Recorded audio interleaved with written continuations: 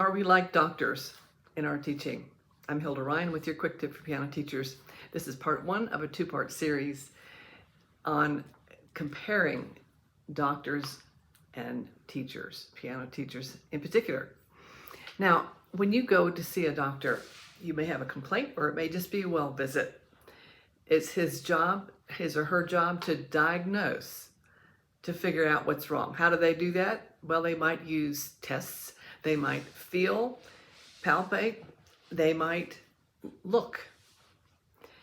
And then they come up with a conclusion that you have so-and-so condition, and then it's their job to prescribe something. Now that could take the form of drugs or some change of habit and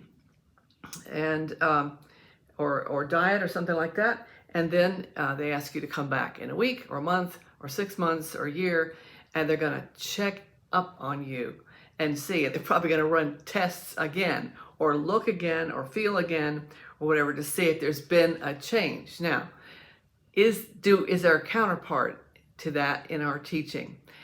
I submit to you that there is very close, there's a similarity that's striking.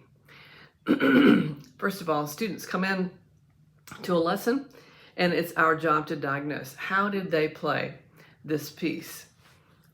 Did it accomplish the goal set for them in the assignment book? Is there progress since last week?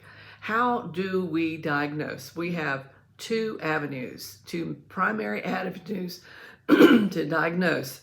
And one is with our ears and one is with our eyes.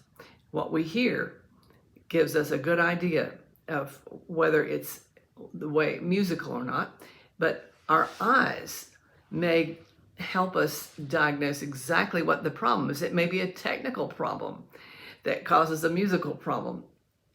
So we diagnose with our eyes and our ears.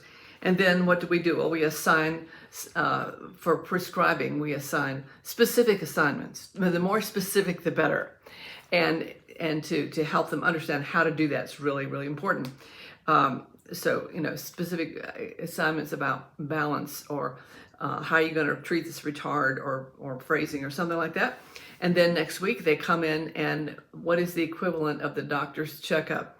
Well, we're going to listen again and we're going to look again. We're going to use those same two elements, tools, if you will, seeing and hearing, to see if it's corrected or not. If it's not enough, you see, to teach. You have to make sure that it really happens.